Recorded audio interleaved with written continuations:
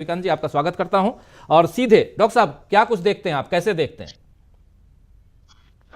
देखिए राजीव जी, हम सब देख रहे हैं कि पिछले 8-9 सालों में लोकतंत्र जहां पहुंचा दिया गया है, उसके हर घटना के साथ, हर आयोजन के साथ, हर चुनाव के साथ एक न एक पायदान नीचे और उतरते चले जा रहे हैं। हम हमारे देश में इस समय सत्ता में बैठी पार्टी, सत्ताधारी नेता लगातार रसातल की ओर ले जा रहे हैं लोकतंत्र को।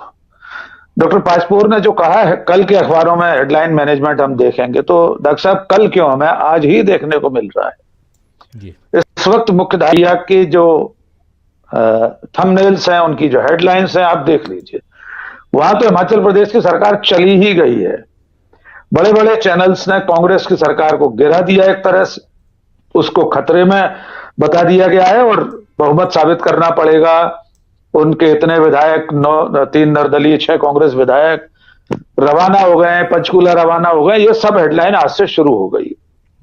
मैं राजीव जी आपकी बात से और दीपक पासपोर जी की बात से सहमत हूं कि जब मालूम है कि एक शहर के मेयर के चुनाव तक में वे लोग किसी भी स्तर तक उतर सकते हैं, तो राज्यसभा जैसी चीजों के लिए किलेबंदी, मोर्चेबंदी उस हिसाब से करना चाहिए थी, जैसे कांग्रेस ने कर्नाटक में की। कर्नाटक में डी के शिव कुमार जैसे आदमी को बिल्कुल कहा जाए तो लठ लेकर अड़ा दिया गया मोर्चे पर। वहां वे आसानी से जीतकर आ गए। बिहार में भी उलटफेर हुई है। बिहार को शायद हम छोड़ गए हैं, 2 कांग्रेस के विधायक और एक आरजेडी का विधायक छोड़ गए हैं पार्टी। उत्तर प्रदेश में जो हुआ सबके सामने है। अंतरात्मा की आवाज का जुमला एक बार भारत की राजनीति में सबसे पहले श्रीमती इंदिरा गांधी ने दिया था राष्ट्रपति के चुनाव में, और कांग्रेस के घोषित प्रत्याशी की हार हो गई थी। इंदिरा गांधी ने अपने प्रत्याशी को चुनाव जिता दिया था। लेकिन तब का दौर और आज का अंतरात्मा की आवाज सुनने का दौर, इसमें जो उत्तर प्रदेश में बात आ रही है, रविकांत जी ज्यादा बताएंगे। वो आवाज किस शक्ल में विधायकों ने सुनी है, वो जो धन्ना सेठ, जो जिनका नाम ही संजय सेठ है, वे बिल्डर हैं, क्या क्या इसके पीछे हुआ होगा, क्या क्या चीजें उपकृत करने के लिए दी गई होंगी। और ऐसे ऐसे लोग दल बदल करके जा रहे हैं। एक सज्जन समाजवादी पार्टी के विधायक, वे कह रहे हैं मेरे पिता का साथ दिया मुलायम सिंह जी ने और पार्टी ने मुझे सब कुछ दिया। आज उन्होंने अंतरात्मा की आवाज सुन ली है।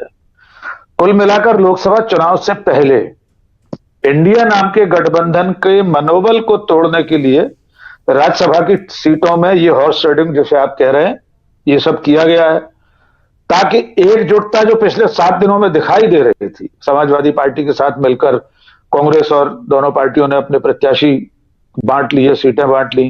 दिल्ली में सीटों का बंटवारा हो गया, बिहार में भी होने वाला है। ये जो बढ़त दिखाई दे रही थी इंडिया गठबंधन की, उसको रोकने के लिए राज्यसभा के चुनाव में बीजेपी और मोदी शाह की जोड़ी ने ये सब कुछ किया है। ऐसा ही होता रहा राजीव जी, जो हम हमेशा, हम और आप सब कहते रहे हैं।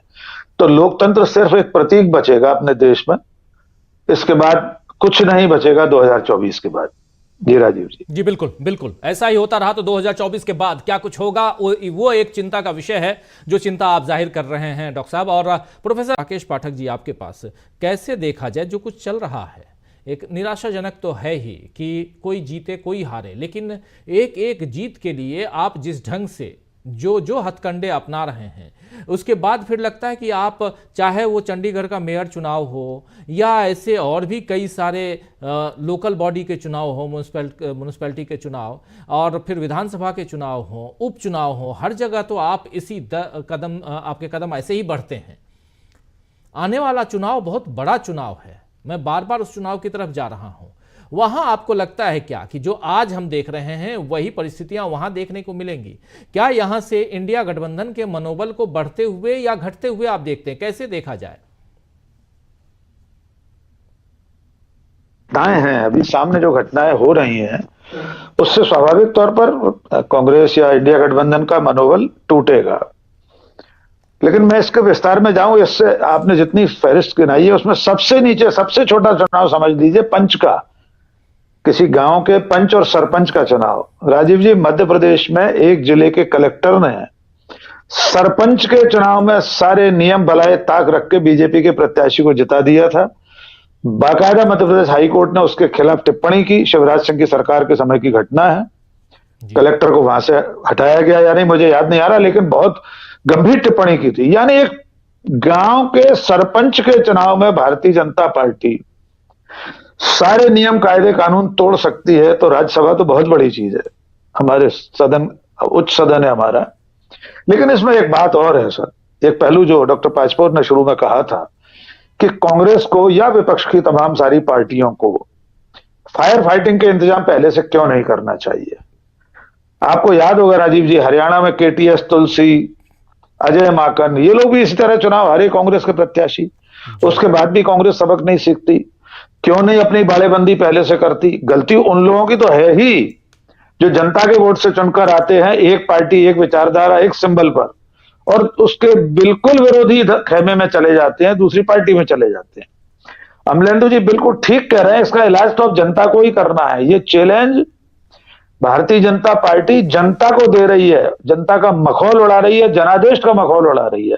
हमारी पूरी लोकतांत्रिक प्रणाली का मखौल है ये कि चुने हुए लोग कुछ ही दिनों में, कुछ महीनों में, एक साल के अंदर, 1.5 साल के अंदर विचारधारा बदलकर दूसरी पार्टी में चले जाएं। ये बहुत खतरनाक है। जहां तक मनोबल का प्रश्न है, अब भी अगर बीजेपी के सामने कांग्रेस या उसके सहयोगी दलों ने सबक नहीं सीखा, और सबक सीखने के बाद उनके पास दिन भी ज्यादा नहीं बचे, चंद दिन है, चुनाव की उद्घोषणा हो जाएगी मार्च के पहले दूसरे हफ्ते में। प्रत्याशियों का चयन करना है, ऐसे प्रत्याशी चयनित करने हैं जो जीतने के बाद में चले जाएं बीजेपी में। राजीव जी, हम जानते हैं इस बार का चुनाव बहुत कठिन है। 270 का आंकड़ा पार करने में बीजेपी को अभी से हाफनी आ रही है। थोड़े से भी कम पड़े तो फिर खरीद फरोख्त होगी, दल बदल कानून को डस्टबिन में डाल दिया जाएगा। कौन परवाह कर रहा है दल बदल कानून की।